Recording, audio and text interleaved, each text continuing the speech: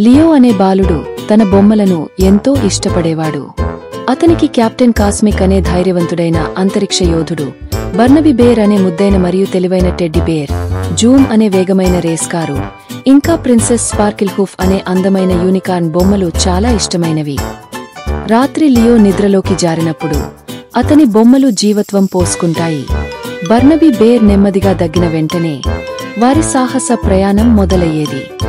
కొన్ని రాత్రులు వారు ప్రమాదకరమైన రగ్గు పొరల మీద ప్రయాణించేవారు.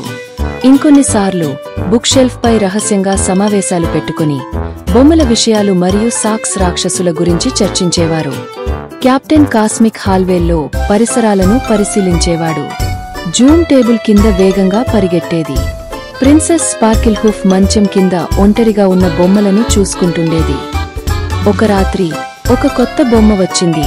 రెడ్ కలర్ ఉన్న రోబోట్ రస్టీ. అతడు నిశ్శబ్దంగా ఉండాల్సిన రాత్రి సమయంలో చాలా శబ్దంగా, గజిబిజిగా, ఆనందంతో ఉప్పొంగిపోయి ఉండేవాడు. బర్నబీ తన చిన్న చేతిలో రస్టీని పట్టుకుని రాత్రి నిశ్శబ్దపు మాయాజాలం నేర్పించాడు. చంద్రకాంతి వెలుగు, కరిగే నేల శబ్దం, లియో నిద్రలో మెలకువ లేకుండా ఉండే నిశ్శబ్దం అన్నీ చూపించాడు.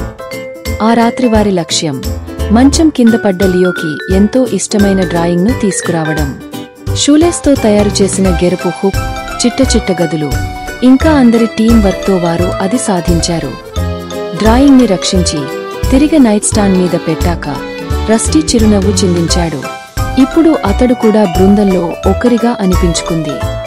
ప్రభాతం ఉదయించేప్పుడు బొమ్మలన్నీ తమ స్థానాలకు తిరిగి వెళ్లిపోయాయి. లియో మేలుకొని తన డ్రాయింగ్ను చూసి చిరునవ్వాడు. కాని రాత్రి జరిగిన అద్భుతమైన రక్షణ చర్య గురించి అతనికి ఏమీ తెలియలేదు. ఈరోజు కూడా ఇంకొక సాహసయాత్ర చేద్దాం అని లియో మెల్లిగా చెప్పాడు. బొమ్మలు ఆనందంతో గుండెల్లో ఉత్సాహంగా ఉండి మళ్లీ రాత్రి రావాలని ఆశతో ఎదురుచూశాయి.